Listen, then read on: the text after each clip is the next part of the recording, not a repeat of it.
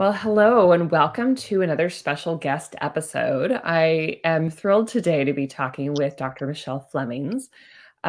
She's got such an amazing bio. I'm going to let her introduce herself so I don't get anything wrong. But Dr. Flemmings, welcome to the show. Well, thank you, and thank you for having me, Megan. Um, Yeah. it's Go a ahead and launch in. Tell us a little bit about yourself and your career and, kind of what you're up to. Certainly, and it's interesting that you said that my bio is amazing and deep.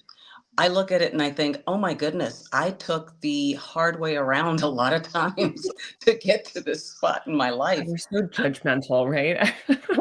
We are. It's that perfectionism. Yeah. Um, the story starts probably back when I finished med school, 1980, I forget which. And I originally went into internal medicine, thought I wanted to be a surgeon, stood in the OR a couple of times and was like, no, not for me. So did internal medicine with the idea that I'd go into ICU and critical care. And somewhere about my third year, I ended up thinking, I really like being in the office more and talking with the patients. So I went into an office practice before hospitalists existed. And I Mm. was the one back in the day who was decreasing the length of stay. In the old days, heart attacks would stay in the hospital. Minimum guideline was 10 days. Same for pneumonia. Women would stay in the hospital for at least a week after they had their Yeah. baby. And that was untenable. It was not sustainable. So I ended up being the hospitalist. And at times I would go also and help out in the ICU and be that intensivist. Hmm. And I stepped back from that while I was in my mid 20s living in New York, enjoying La Vida of disco and, going to Studio 54 and such, and said, maybe I need to start paying off my student loan, pay off my needing to have good, pretty shoes and clothes to go out clubbing habit and going to concerts. That was always fun. And I started working in the ER. And Mm. that was when it hit me. Wow, I cannot have a beeper. I can still see patients. I can see Mhm. instant results. The Mhm. paperwork is almost nil. And when my shift is done, my shift is done. Walk out. Exactly, mic drop moment. So I went back and I did a second residency. Mm. And that was the craziest, I think, and the hardest thing, but the most important thing. Because from there, it opened up a lot of opportunities for leadership at the county level, at the state level, and at the national level. Mm. So that was, although difficult, it was the life-changing portion of the bio. And where I sit now is I am now non-clinical after 30, I think 35 or 36 years in the ER. And I work for a healthcare tech company as the physician strategist on cloud infrastructure. So Mm. it's fun. And I still do call my patients, it's my clients, and I'm working with you to support our patients because they always will be. Yeah. And that advocate and that voice for making certain the technology works for, yes, the organization, absolutely the person at the bedside who's taking care of the patients and the patients themselves. So it's kind of fun. Yeah. That's so funny. I'm just sitting here as a primary care person. I'm like, okay, I'm grateful for the ER physicians. I'm grateful for the hospitalists, but also grateful in a completely different way for physicians who are advocating for the tech to work for us, not against us, right? Oh, because we need so much more of that. And before we had started talking, right, you were mentioning how rare that is to have a physician in those roles and in those spaces. And it's like, why is that rare when we are the users? Like our patients are not the end users of the technology, right? We are. Exactly. And we could talk on a different podcast for hours, right, about all the challenges of all the tech. Yeah. But And you make a great point there because CPOE, the computer physician order entry, happened to us. Much like mhm, back in the day, DRGs and RVUs and all of that happened to us. right. And in Right. my Those things opinion, are not always there. Yeah. we were Yeah. face down doing patient care, and the associations that were hopefully putting forward our vision and our choice and our voice and standing up for us, I think blinked one too many times. So now we're at the point where they finally realize that to get the buy in because of COVID and Mhm. physicians now having a higher level of status and say and decision making in hospitals, we have to have clinicians at the table on the tech side. Have to. I appreciate hearing that perspective because I would say that probably most of us don't feel like our status has increased. And so you have a different view of things. So that's good to know that Mhm. that may be going on. But let's pivot the conversation just a little bit. And we always talk on here about our stories of burnout and challenge and overwhelm. And many of us who are still practicing clinical medicine expect that those folks who have stepped out into a more non-clinical realm are going to be burnout free, right? They're going to be resilient and magically just better because they're no longer slogging through patient care. Um, but share a little bit about your story. Magnificent point. And I'm here to tell you that the characters and the names may change, the location may change, but the situation is exactly the same. Some of it is because of the way that the systems work. I've gone from being in a healthcare organization to a large healthcare technology organization, and there's still a lot of work, a lot of tasks, a lot of things that get delegated to me, some inappropriately, and I do push those back. But I think I think where my resilience comes from is I do not work night shift anymore. I Mm-hmm. did that for a lot of years, and that I didn't realize what a physiological toll that was taking on me. Although I love the freedom of working with my nurses on night and figuring it Mm-hmm. out as we went, MacGyvering it, and then handing off in victory that we survived. Um, that glorious walk out into the sunrise out of the Yeah. ambulance bay.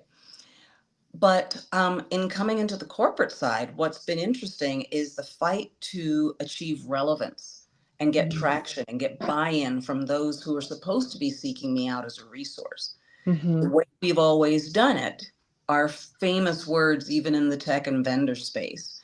And that fight of, I'm here to help, and having them go, we don't need you. You're just a doc. You don't know about the tech. You don't know what a Kubernetes is, and you don't understand business. And it's like, okay, let me into one meeting and let me show you. So Mm-hmm. it has taken that proving them wrong thing, which I love to do, showing them that I do have a space and a unique set of skills, Liam Neeson, that they don't have, because I can fluently speak to providers and to hospital organizations. And where the elevation and status of the physician comes from that I don't think you guys get to see is that because of staffing shortages, Mm-hmm. hospital administrations are less likely to make decisions that affect providers without Mm-hmm. involving them, because they know that in 30 minutes you can find another job down the street. Yeah. So Interesting. yeah, so that's where it's coming from. Yeah. It's not it's larger at some of the smaller organizations where they can't necessarily attract as well, Mm-hmm. but it is definitely a theme. They want to have their CMO involved or their CMIO involved or their chief nursing officer. Somebody clinical has to put a stamp of approval Mm-hmm. before the dollars go out the door to pay for anything. Yeah. Well, it's interesting too, I think, because, again, somebody stepping from a clinical to a non-clinical role also probably at the beginning, this may or may not be part of your experience, may struggle to feel like they do have skills that are outside of just being a doctor, right? Because we tend to absolutely minimize those. And although, yes, our clinical skills, right, diagnosis and treatment plans and, juggling all of these things, we tend not to translate those at all into other spaces, into business spaces or thinking, well, I'm just a doctor. I can't do anything more. Talk a little bit about that evolution for yourself and sort of how you were able to go into those conversations and say, no, you do need me here and let me show you what I've got. Mhm. That's also a great question. I swear you're full of them today. But wow, brilliant question. What it is yes, it is a fear of not knowing. Mhm. It's an uncertainty of, do I belong? Am I fooling myself? That imposter syndrome, Mhm. very, very close to the surface. being afraid to fail, especially in a bigger stage and where there's money on the line, Mhm. or where you're being presented to a hospital organization and they're talking about concepts that are a little outside of your comfort zone. So it's taken, yes, stretching, but also then falling back a little bit into what I do know. And I do Mm. know how hospitals work. It's uniquely equipping Yeah, me for this is my ED work. We yeah. have to be able to work from end to end in that hospital to get Mhm. whatever it is done for our patients, from the lab to scheduling to ambulatory to radiology to being able to get into the supply chain at night when nobody has the keys and the pixes, and knowing where that little whatever it is doohickey is that you need for this patient now, as opposed to having him sit until morning or, God forbid, get admitted for a procedure that you could have done the night before. Yeah. So that I can do it and I can figure this out has been a lot of what has helped me on the way. Um, Dr. Una, my favorite mentor, says, you can do hard things. I mean, I have done thoracotomies, I have Yeah. intubated people, I have done tracheostomies, I've delivered babies. Not that it's my field of expertise, Right. but Sometimes they're coming out in the ED, and that's just what's yeah. going on. Oh yeah. But holding on to that and using that as a source of strength, and Mhm. then really settling yourself and saying, I belong here. Yeah. You are going to do healthcare, you're not going to do it without me. You have to include me in the process. And saying that and believing that and emulating that in everything that I do has been key. It's also, though, been setting boundaries and Mm. showing people and explaining to people and training people about how they are going to treat me and how they are going to utilize me, and that my time is valuable. I'm not Mhm. just here to be, a shiny ornament that you dangle in front of a client so they go, oh, we want to talk to her, and then you push me out of the way. No such thing. Yeah. Well, and tell us how, kind of how you learn to develop those boundaries, because of course that's such an interesting area for so many people who struggle feeling like they can't have boundaries. And some of it is they've encountered pushback. Some of it is they're just so acculturated to thinking that they can't say no, they can't set limits. Um, because of course our employed positions and in our training, right, really sets us up for that. So talk to us a little bit about sort of how you learn to put those boundaries into place and the maintenance of them. Trial and error, my friend. Trial and error. And looking back over my history, some of that convoluted path is is the manifestation of people pleasing and Hmm. misplaced trust. So staying too long in a location because maybe someone was going to be inconvenienced, or I was going to be leaving this one holding the bag, or I thought they needed me because of whatever initiative.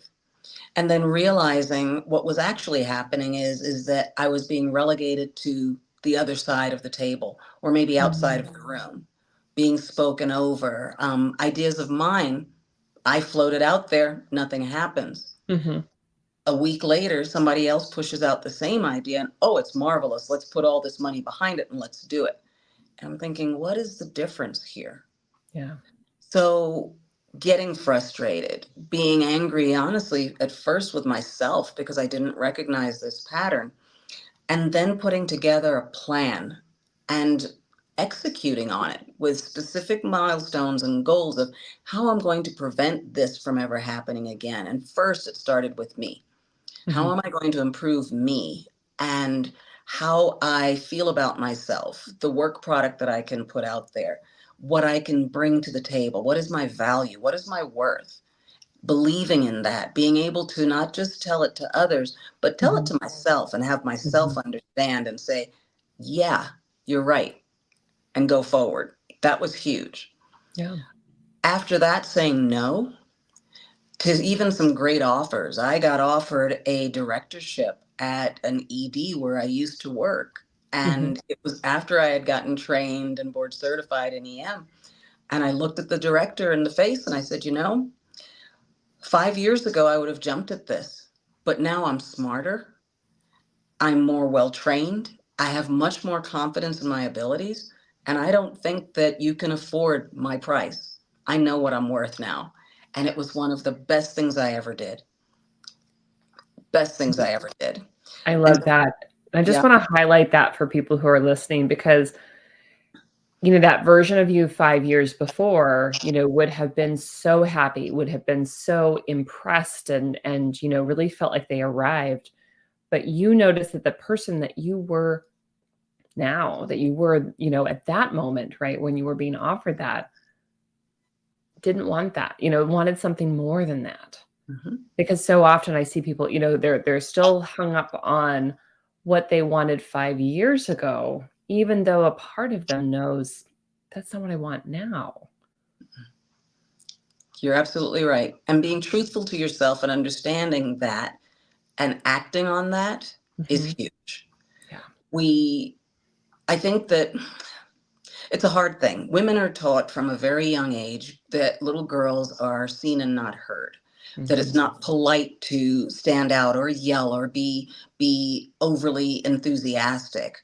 To want things that are more, to want to be paid more, to want to be bigger, to want to be on a stage. All Yeah. of those things are not ladylike.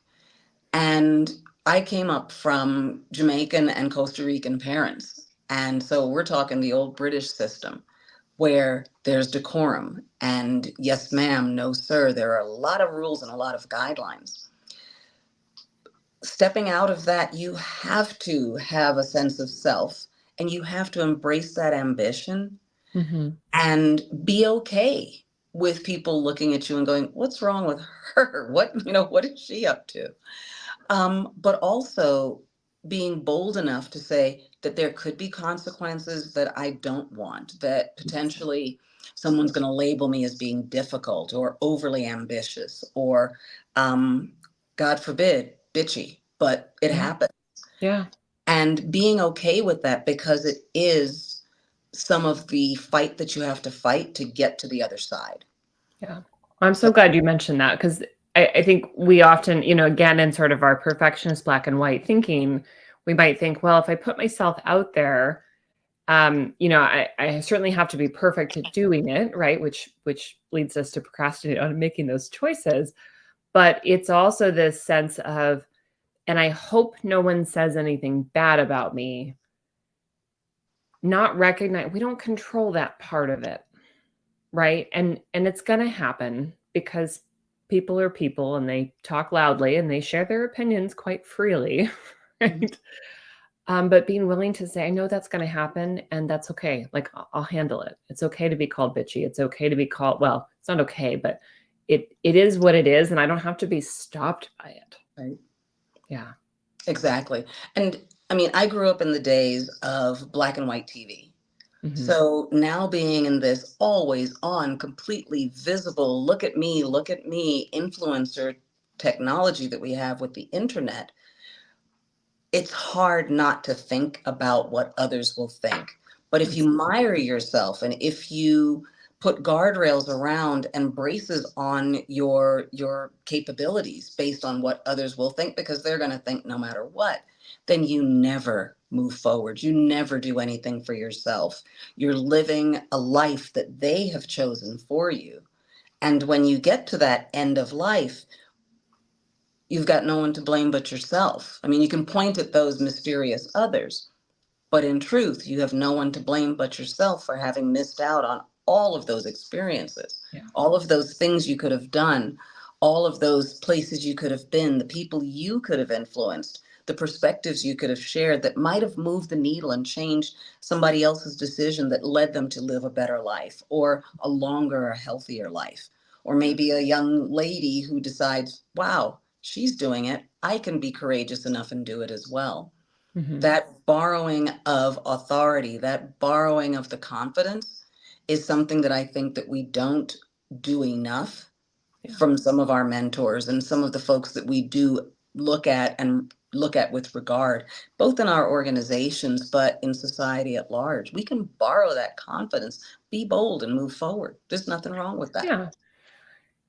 Explain a little bit the process as you see it of borrowing the confidence, because I don't think we've talked about that, but I like that idea of it's a little bit fake it until you make it, but but probably a little deeper than that. So what would you say to someone who's out there thinking, borrow confidence? What on earth would I do?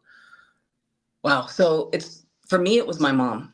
My mom was a junior high school teacher. And what I loved about her was her ability just to say, I don't know everything. Oh boy, Mm, I was wrong. That didn't go as planned, and laugh at herself. She didn't take it so seriously that every time something untoward happened or something unexpected happened, that it was her personal failure. She's like, oh, well, I learned sure. from that. Yeah. So, with that example, and then looking at others who are just amazingly confident, I mean, Barbara Jordan was one of the ones I remember writing a book report about. I admired her as a child. Nikki Giovanni, exquisitely well spoken and outspoken about social wrongs. Same Angela Davis. And yes, almost all of them were women of color.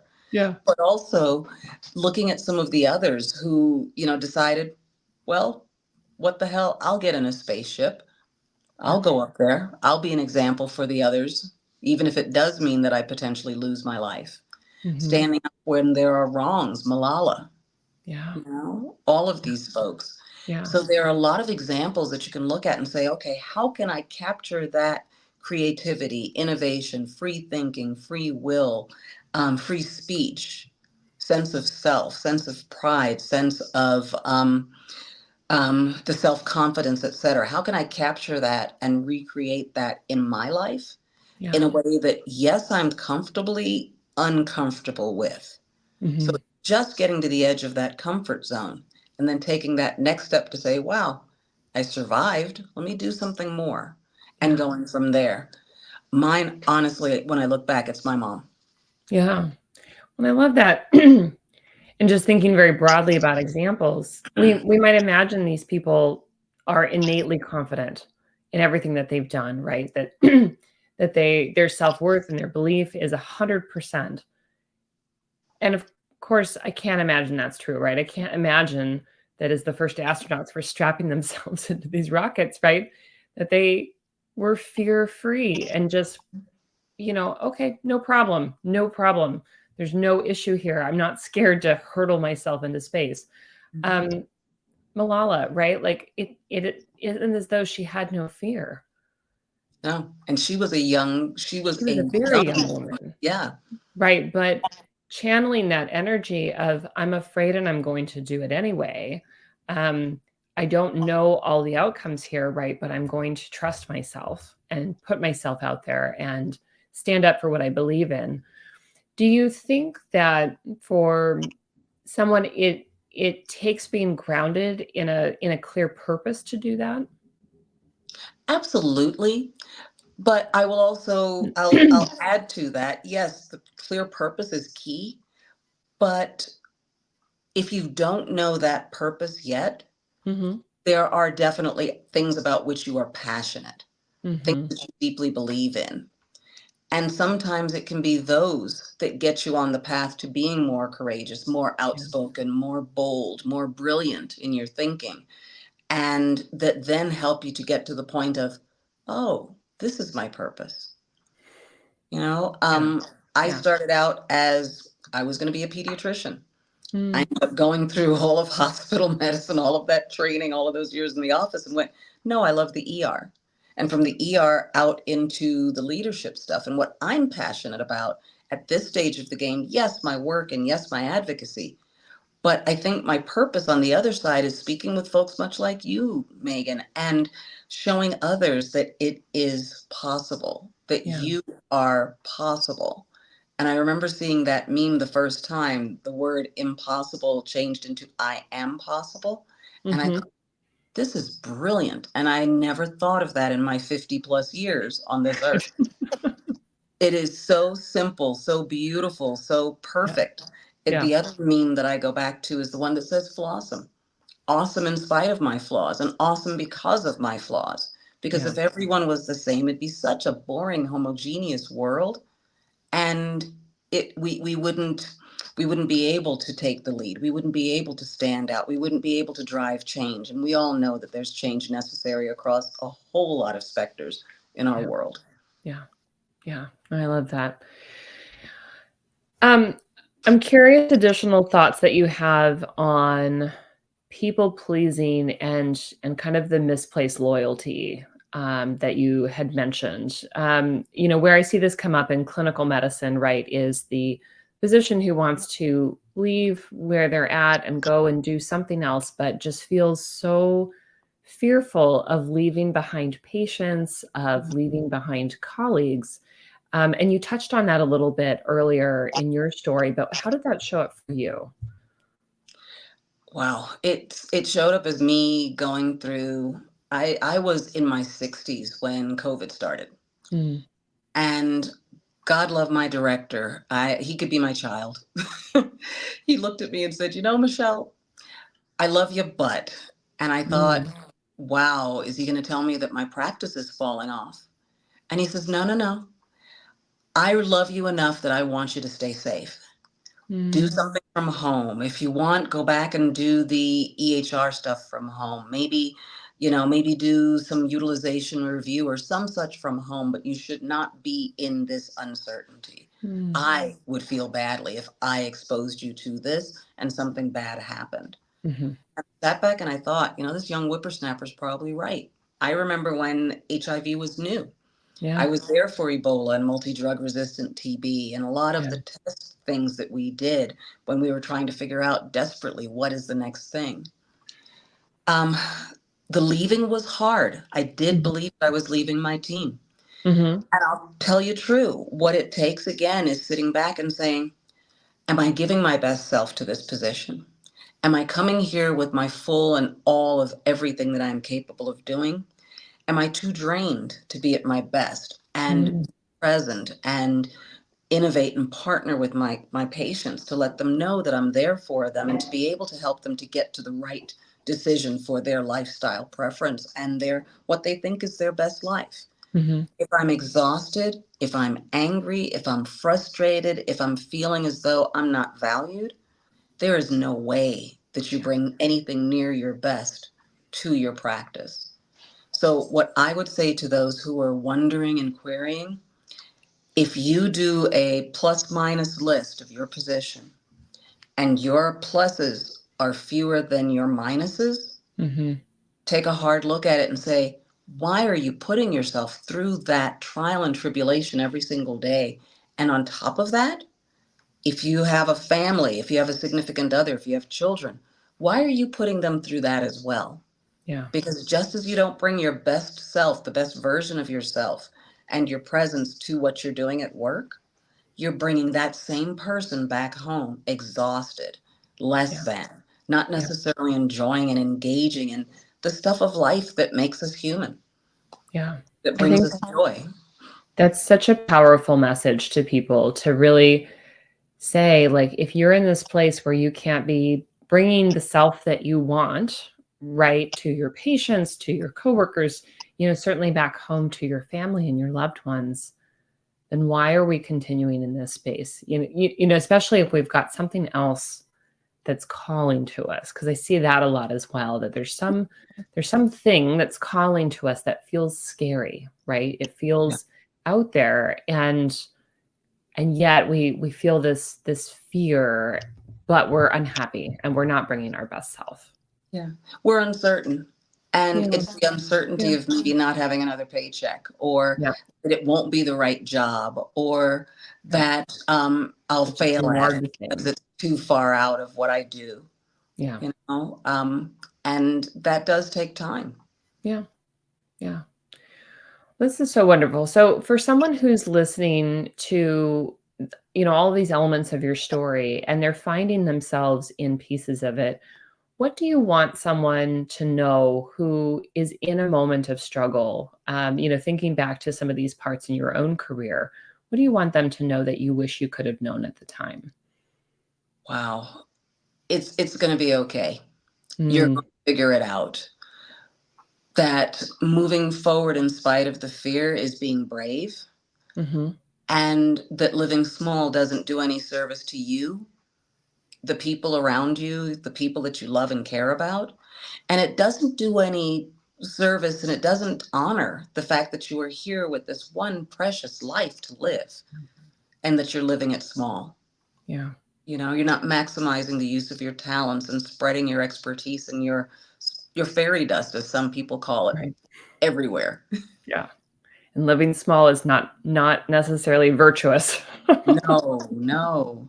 It's oh my gosh. It's Despite cheaper the to keep despite the messaging, to keep us quiet. exactly. Because I go back to that one as well. What Yeah. other decisions might you have made that would Mhm. have put you in what other places?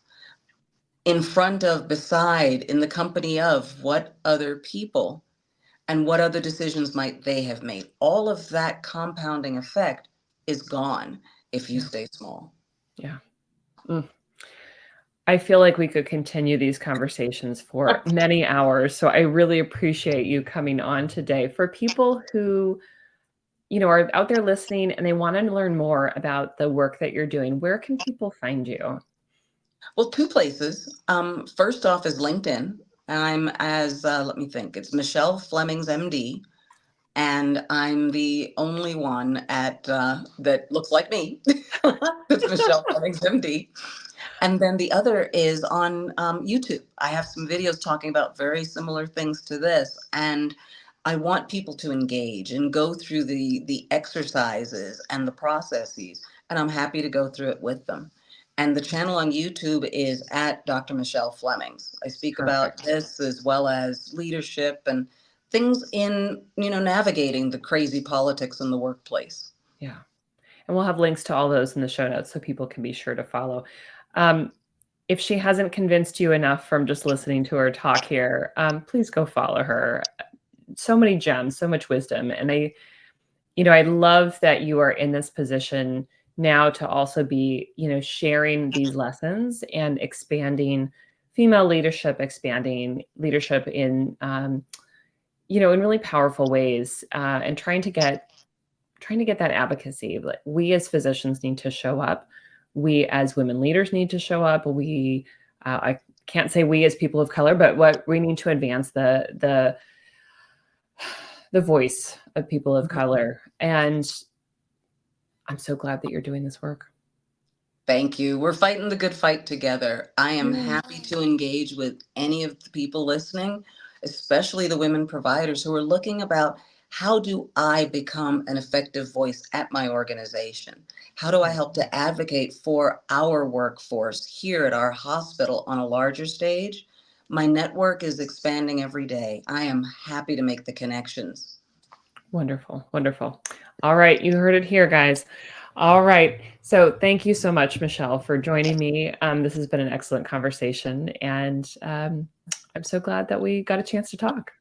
Same here, Megan. Thank you so much. Yeah. All right, my friends, that's what we have for you today. Until next time, take care.